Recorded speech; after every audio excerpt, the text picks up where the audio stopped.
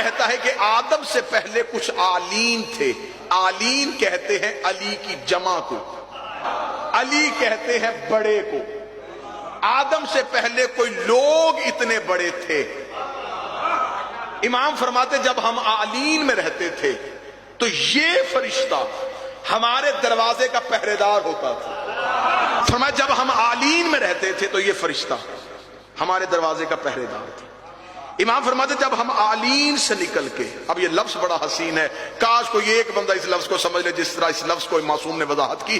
امام نے فرمایا جب ہم آلین سے نکل کے روح پروردگار بن کے آدم کے صلب میں پہنچے.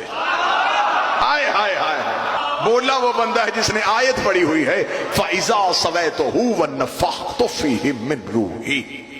ہم صلب آدم میں چلے گئے, یہ فرشتہ دروازے پہ رہ گیا, یہ ہماری جدائی میں رویا.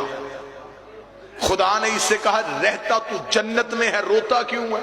اس نے کہا میری جنت یہ نہیں, میری جنت یہ نہیں, میری جنت ان کا قرب تھا جنہیں تو نے صلب آدم میں اتار دیا. معصوم فرماتے خدا نے اس فرشتے کو سفید موتی کی صورت میں حضرت آدم کے ہاتھ میں رکھ دیا. حضرت آدم کو آدھی رات, اس وقت دنیا میں اس زمین پہ آدھی رات تھی جب آدم کو اتارا گیا. حضرت آدم اترے سری لنکا میں, وہ جگہ ہے جہاں پہ آدم زمین پہ اترے. جناب حوا کو اتارا گیا سعودیہ میں, جس جگہ پہ اتارا گیا اسے جدہ کہتے ہیں. جدہ عربی میں کہتے ہیں دادی کو. یہ بی بی حوا کی وجہ سے اسے جدہ کہا جاتا ہے. جب جناب آدم کو زمین پہ اتارا تو یہ فرشتہ موتی کی صورت میں آدم کے ہاتھ میں, کیونکہ آدم کو اتارا آدھی رات کو, تو حضرت آدم اس کے نور کے ساتھ زمین پہ آئے.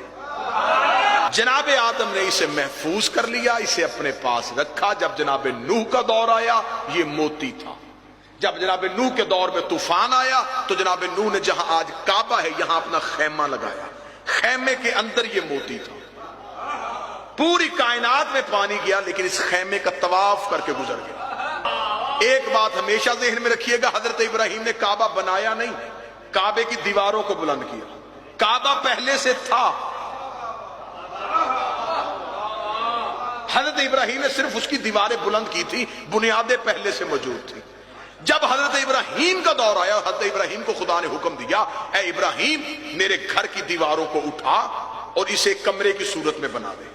حضرت ابراہیم نے جب کمرے کی صورت میں بنایا تو آواز ابراہیم آئی میرے اللہ اس موتی کا کیا کروں؟ فرمایا اسے پتھر کی صورت میں رکھ کے کعبے کے دروازے پہ اتنے فاصلے پہ ویسے ہی کھڑا کر دے جیسے یہ وہاں کھڑا ہوتا تھا. مجبوری تو بن گئی ہے نا خطبہ کی, آپ محنت میں نہ بولیں گے.